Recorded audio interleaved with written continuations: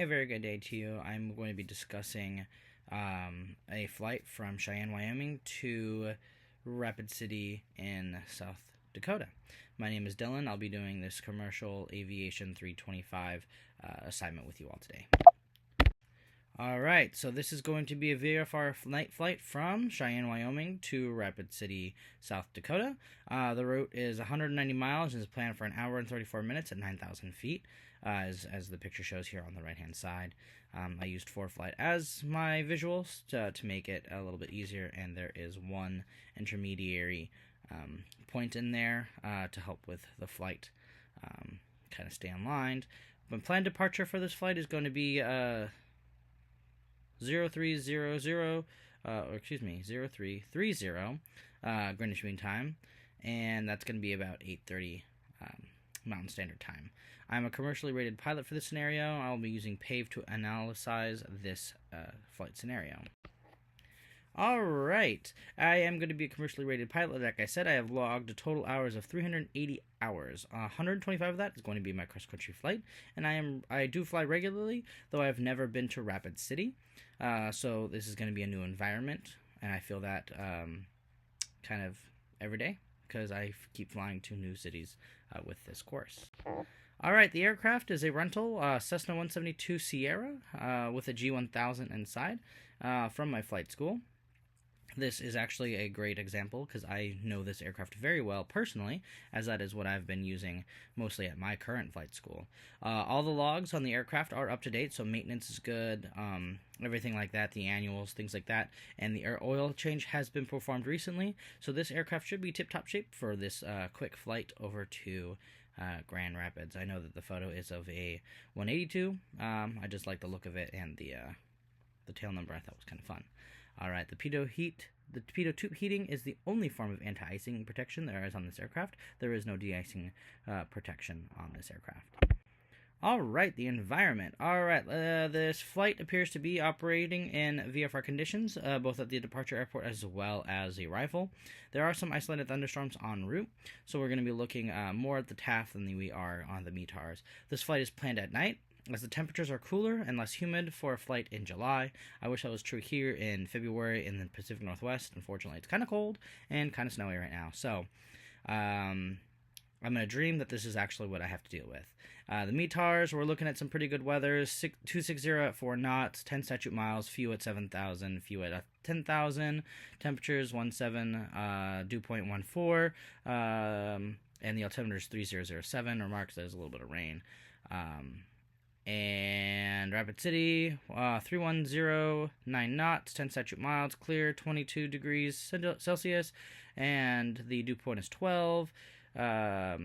The altimeter is 2987, and we're going to be looking at the TAF a little bit more. We want to look at the TAF between 0000 and 0600, as those are going to be what we care most about for the duration of the flight, as we're leaving at 0330. And it looks like the wind is 360 at 8 knots, plus 6 mile statute visibility, vicinity showers scattered at 3,500, broken at 2,500, or 25,000, and 0600 Zulu, it looks like it's variable at 5 knots, plus 6 mile statute visibility, vicinity showers, few at 2,500, scattered at 8,000, broken at 25,000. So it looks like the weather is improving overall, because we want to make sure that the weather is good. It looks like there is some thunderstorms in the early part of the afternoon.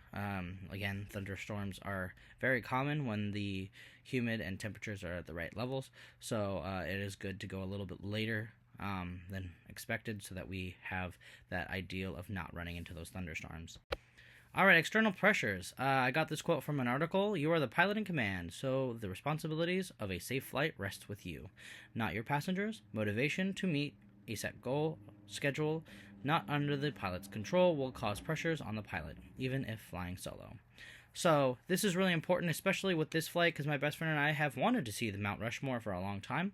It is on our bucket list of places, and this trip has been planned for a while, and we do not want to have to either cancel or divert from this flight.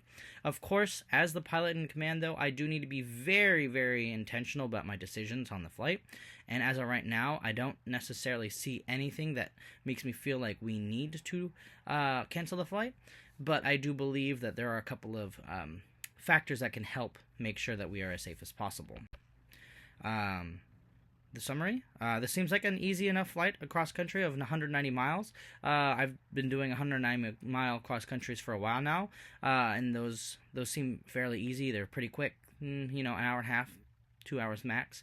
The largest concern, of course, is that thunderstorm en route, but the temperatures are reducing, the humidity spread is getting higher.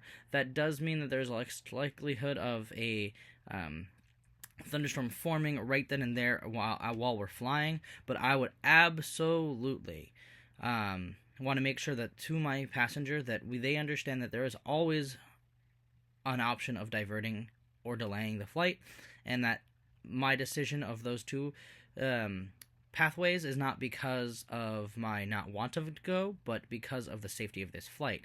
Now, I would of course ask for flight following from ATC, as Cheyenne and Rapid City both do have towers, and there are en route ATC as well, so that should be able to help alleviate any possibility of thunderstorm running into, and we can always ask for assistance if we run into situations where there's thunderstorms up ahead. And I would definitely 110,000% call 1-800-WX-BRIEF for a thorough full analysis on that route for that day, as the TAF and the METARs only give you kind of snapshot pictures of what's going on, but a call to a person who has a lot of other charts will be able to help make the best decision for this flight. I believe in Luke 4:10, he will give us his angels orders concerning you to protect you. That's from the Bible, obviously, Luke 4:10. This, I believe, is very important because the Lord does give us his, in a sense, orders concerning us, his orders for us concerning us through the angels. And I do believe that if we do decide to take this flight, we're doing it with as much knowledge as possible, not making a hasty decision, and the Lord does see that we are trying to make the best decisions and try to keep us safe at all times.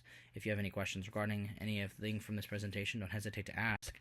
Here's my resources, citations from the article as well as the Bible.